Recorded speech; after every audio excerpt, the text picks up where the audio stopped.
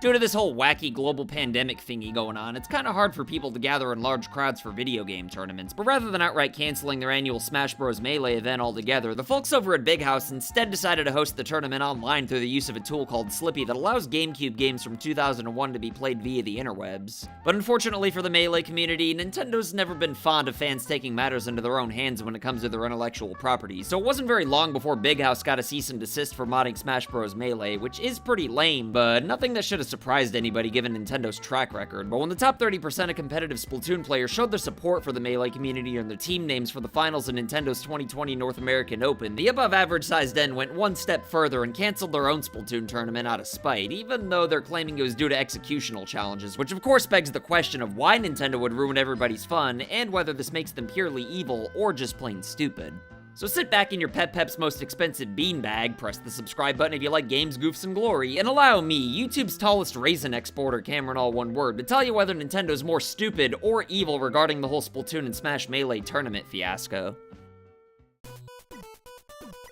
Alright, so before I get any hot shots from Nintendo peeing all over the comments section with burner accounts, let me make it abundantly clear that I'm well aware that Nintendo does in fact have every right to put the kibosh in any tournaments whatsoever involving their games being made into spectacles, whether it be due to modding their games, out of spite for fans defending modding their games, or really just any reason at all. But you know what, I've also legally got the right to whiz all over myself, but that doesn't mean that I'm going to disobey my tennis instructor and just keep doing it anyway. So just because Nintendo can ruin everybody's fun doesn't necessarily mean that they should. To be fair though, the below oversized end doesn't ruin nearly as much fun as they did in years past when you consider the fact that they used to copyright claim just about every video that featured any Nintendo gameplay whatsoever, and let's not forget the fact that it's kind of a miracle they even allowed Smash tournaments to exist in the first place. Sure, they did so begrudgingly while kicking and screaming, but they still did let it slide just to keep their fanbase happy. But once modding got tossed into the mix, Nintendo just couldn't help themselves, and ordinarily I might understand, or at the very least not be surprised with their reaction, but like, 2020's been a pretty rough year for everybody, so given the very unique circumstances of a global pandemic, it's kinda hard to play the game the way it was originally intended to be played all the way back in 2001.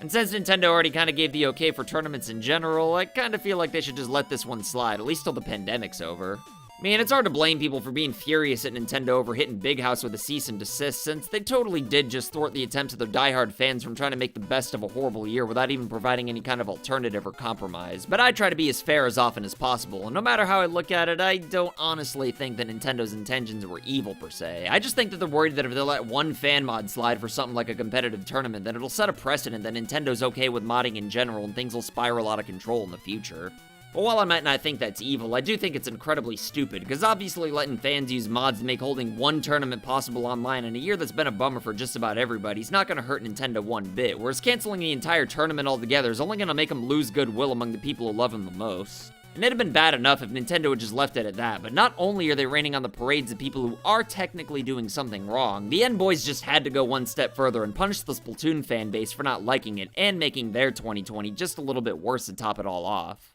Well, like I said, I'm a fair, full-grown boy, and if I'm being honest, I can't say that I think Nintendo doing something so spiteful is necessarily evil, because while that very well may be the case, I do also see why they wouldn't want to look like complete dinguses and run a tournament where 30% of the top players are basically giving them the middle finger the entire time. And I'm sure from Nintendo's point of view, they're not the ones who screwed the Splatoon fans, but rather that the Splatoon fans screwed the Splatoon fans. Rather than canceling 2 tournaments and making a year that already had so few Nintendo games to begin with even less fun, they could have, you know, just listened to the fans. And look, I totally get that rewarding bad behavior is never a good idea, and that sometimes companies really shouldn't listen to the fans just because they're being loud, but asking Nintendo to just let Melee fans retain a little bit of their sanity during a pandemic by bending the rules a little bit, it's not the same thing as wanting them to add a dead meme like Bowsette into Smash Ultimate, or God forbid a core Mario game. It's more along the lines of begging Paramount to reanimate Sonic the Hedgehog so his design doesn't look like it sucks donkey dingus for the movie. But unlike reanimating Sonic the Hedgehog from scratch, letting a handful of Smash fans have a little bit of fun with Melee wouldn't cost $5 million, nor would it require Nintendo to do any work whatsoever. I mean, if there was no pandemic and Melee players are just too lazy to meet up in person, then sure, Nintendo banning it wouldn't be an issue, even though it would still be nice if they just let it slide.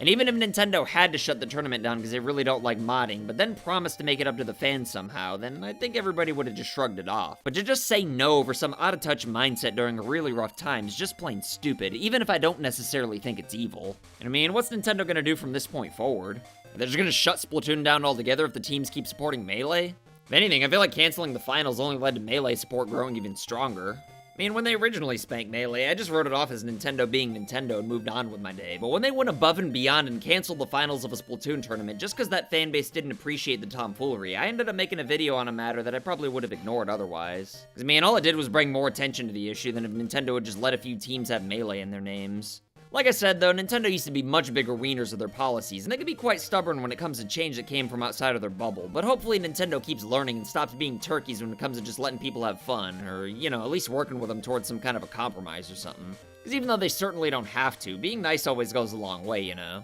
And anyway, that's all for today, though. Let me know what your thoughts are in the comments below, and I'll try my goddamnedest to respond to everybody at some point. But if you liked this video, though, then you might like my video about why the inevitable Smash 6 won't suck. But if you'll excuse me, though, I gotta go play with other people's dogs. Later.